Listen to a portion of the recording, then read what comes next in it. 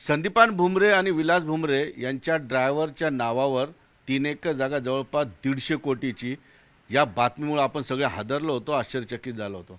मात्र याच बातमीत आता नवीन ट्विस्ट आलेला आहे. जी संदीपान भुमरे विलास भुमरे यांचा ड्रायव्हर जावेद शेखच्या नावावर 3 एकर जागा झाली होती, त्या जागेचा मूळ मालक आता समोर आलेला आहे आणि त्यांनी सुप्रीम कोर्टात धाव घेतलेली आणि सुप्रीम कोर्टाने जैसे ते आदेश दिलेले आहेत. आता या आदेशानंतर नेमकं संदीपान भुमरे असतील, विलास भुमरे आणि त्यांचा ड्रायव्हर जावेद शेख हे अडचणीत येणार आहेत का मूळ मालक उभा राहिलेला तो खरंच मूळ मालक आहे का, याविषयी बोलण्यासाठी माझ्यासोबत यमामचे प्रदेशाध्यक्ष माजी खासदार इम्तियाज जलील आहेत.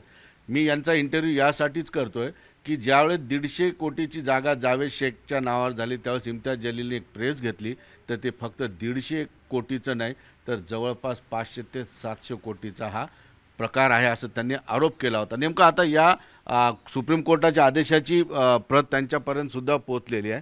सर, काय म्हणाल एकंदरीत सुप्रीम कोर्टाने नेमकं काय म्हटलेलं आहे आदेश? सर्वप्रथम मी आपल्याला हे सांगतो, मी फक्त आरोप केलं नाही होतं, मी सगळे डॉक्युमेंट्स दिले होतं, पुराव्यासहित दिलं होतं आणि आत्तापर्यंत त्यांनी त्याच्या बाबतीत काही उत्तर दिले नाही आहे.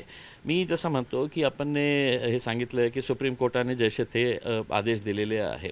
असा सालारजंगची जमीन जे आहे ते खूप एकरामध्ये या शहरामध्ये आहे आणि त्याचे दावेदार जे आहे ना खूप सारे लोक आहे, बहुतेक राजनीतिकशी संबंधित असणारे लोक आहे आणि त्यांच्या खाली एक गुंड जे गँग आहे ते गँग ऑपरेट करते. म्हणजे माझ्याकडे काहीतरी कुठून तरी ते आणतात हिबानामा करून की मला ते ड्रायव्हर होतो, ते कुक होतं, तर त्यांच्याकडे सिक्युरिटी गार्ड होतो, त्यांच्याकडून लिहून आणतो की मी सालारजंगचा नातेवाईक आहे आणि त्या आधारावर हे सिटी सर्वे ऑफिस असू द्या, लँड रेकॉर्ड्स असू द्या, कलेक्टर ऑफिस असू द्या, त्यांना सगळ्यांना मॅनेज करतो आणि ते प्रॉपर्टीच्या रितसर नाव PR कार्डमध्ये आणतो. मग कोणीतरी कोर्टामध्ये जातो. मग कोर्टामध्ये गेल्यानंतर काय होतं की दावेदार तर खूप सारे आहे, एक डिस्ट्रिक्ट कोर्टचा ऑर्डर दाखवतो, त्या आधारावर ते सगळे अधिकाऱ्यांना मॅनेज करतो की माझ्याकडे बघा हे जिल्हा कोर्टाचा आदेश आहे, ते सगळ्यांना मॅनेज करून आपलं नाव त्याच्यामध्ये टाकतो.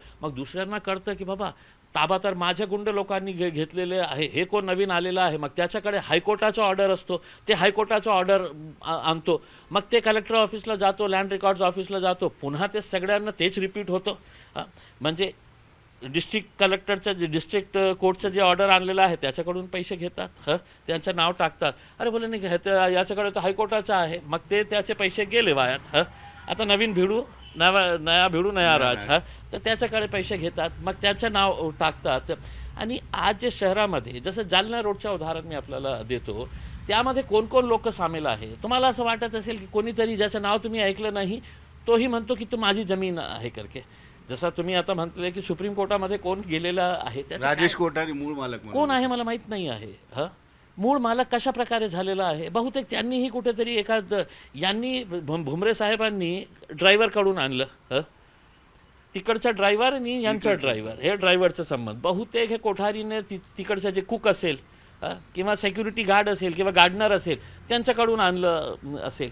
तर हे जे प्रकरण आहे ना, हे फक्त आणि फक्त land records office, city survey office, collector office हे यांच्या संगनमताने हे सगळं लँड स्कॅम, मला असं वाटतं की इतकं मोठा लँड स्कॅम आहे सिद्धार्थ की याच्या बाबतीत महाराष्ट्र सरकार समजा सिरियस असेल तर त्यांनी SIT फॉर्म केली तर ते फक्त आपण एक सालारजंगच्या बाबतीत बोलत आहे, अनेक असे ऑफिसेसचे प्रकार. परंतु आता जैसे ते दिलेलं आहे आणि राजेश कोठारी मूळ मालक म्हणून त्याच्याकडे कागदपत्र आहेत, पण तो दाखवायला तयार अजून काही होत नाही आहे.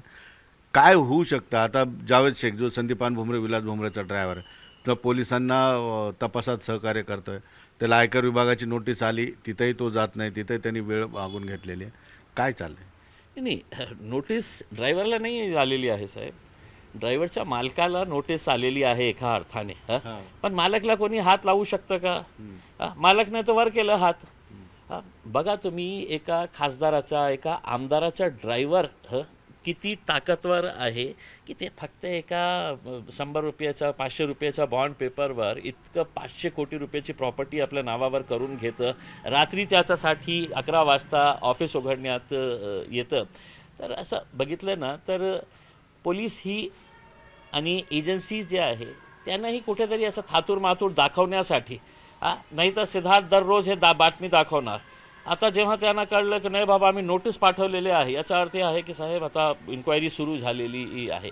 इतके पुरावे आहे. आतापर्यंत ते सिटी सर्वे ऑफिसरला, कलेक्टर ऑफिसचे कोण अधिकारी होते, कोण लोकांनी साईन केले होते, ते सगळं हर्सूल जेलमध्ये हर्सूल जेलमध्ये पाहिजे होते. पण ते जाणार नाही आहे, कारण कोट्यवधी रुपयाचं हे सगळं प्रकरण आहे. मी तुम्हाला सांगतो, तुम्ही तुमच्या कष्टाच्या पैशातून एक 20x30 ची जागा घेतली, कष्ट आणि समजा त्याच्यावर कोणी कब्जा केलं, तर तुम्ही किती ताकदीने त्याच्याशी भांडणार, कारण तुमच्या ते कष्टाचे पैसे आहे. हे कुठारी कोण आहे आतापर्यंत आलेलं आहे का की हे माझी जागा आहे, हे माझे हे आहे? कोणी नाही आहे. भुमरे साहेबांचं जे प्रकरण आलं तर नाही ते ड्रायव्हरचे आहे, माझा काही संबंध नाही आहे. अरे संबंध तुमचा आहे, बहुतेक त्यांना ते मिळाली ना तर तुम्हाला त्यांच्याकडे ड्रायव्हरची नोकरी करावी लागेल. जर एक याच्यामध्ये महत्त्वाची गोष्ट, जसं तुम्ही म्हटलं की या जागेवर अनेक कब्जेदार आहेत, अनेक गुंडांच्या टोळ्या त्या ठिकाणी बसलेल्या आहेत. याचा परिणाम असा होईल, एक मी गंभीर इशारा देऊन तुम्हाला प्रश्न विचारतो की ह्या जागेंसाठी टोळीयुद्ध भडकू शकेल, कारण सर्व नेत्यांचे गुंड त्या ठिकाणी फिरत आहेत. 100%. मी जसं सांगतो ना की जेव्हा हे भुमरे साहेबांनी ते जागाचा ताबा घेण्यासाठी गेले होते, तर सगळ्या शहरातले जे मोठे गुंड आपल्याला समजतात, ते रात्री 2 वाजता, तर पोलिसही होती त्यावेळी. आता पोलिसांनाही माहीत आहे की उद्या समजा या कोठारीनेही काही गुंड ठेवलेले आहे. आणि विशेषकर काय आहे की वेगवेगळ्या जातीचे सगळ्या गुंड्यांना एकत्र करण्यात येते की कुठेतरी आपल्याला हे जातीचा विवाद होऊ नये करके. तर गुंड जेव्हा होतं ना तर त्याला काही होत नाही आहे की तो कोणत्या जातीचं आहे. ते सगळ्या जातीच्या गुंड्यांना एकत्र करतात आणि सांगतात की बाबा हे आपल्याला ताबा घ्यायचा आहे. तर हे येणाऱ्या काळामध्ये हे टोळी युद्ध होणारच आहे, कारण हे जे आपण जे बोलत आहे ना ते 500-600 असे 500-600 कोटी रुपयाच्या आपण बाबतीत बोलत आहे. तर त्याच्यामध्ये कुणाला पण मॅनेज करू शकतो, सगळ्यांना मॅनेज करू शकतो ना. मी जसं म्हटलेलं आहे ना, माझ्या आरोपाच्या बाबतीत मुख्यमंत्र्यांनी एक चौकशी लावा की कोणत्या मंत्र्यांनी किती वाजता त्या दिवशी फोन केलं होतं की आज रात्री 12 वाजेपर्यंत मला PR कार्ड पाहिजे. मी इम्तियाज जलील, एक माजी खासदार, इतक्या ओपनली अशा प्रकारे बोलतो, तर त्याची इन्क्वायरी का होत नाही? कारण त्यांना माहीत आहे की ज्या दिवशी त्या अधिकाऱ्याचा कॉल रेकॉर्ड्स बाहेर येतील तर तुम्हाला कळेल की किती वाजता कोणत्या मंत्र्यांनी कशाला फोन केलं होतं. निश्चितपणे इम्तियाज जलील यांनी हे स्पष्ट प्रकरण पूर्ण आपल्याला सांगितलेलं, कारण त्यांनी त्याच्यामध्ये पूर्ण माहिती घेतलेली आहे. एकंदरीतच महत्त्वाची गोष्ट अशी आहे की ही जागा मुळात सालारजंगची आहे, त्यावर आत्तापर्यंत अनेक कब्जेदार बसलेले आहेत. त्या कब्जेदारांनी अनेक गुंडांच्या टोळ्या पोसून ठेवलेल्या आहेत. आणि या प्रकरणाकडे जर सरकारने लक्ष नाही दिलं तर छत्रपती संभाजीनगरमध्ये या जागेवरून अनेक जागेंवरून लोकांचे मुर्दे रस्त्यावर पडतील. हे मात्र जे आहे खरं आहे. त्यामुळे वेळीच लक्ष देऊन सगळ्या गोष्टींचा योग्य तपास करून हे प्रकरण मिटवलं गेलं पाहिजे.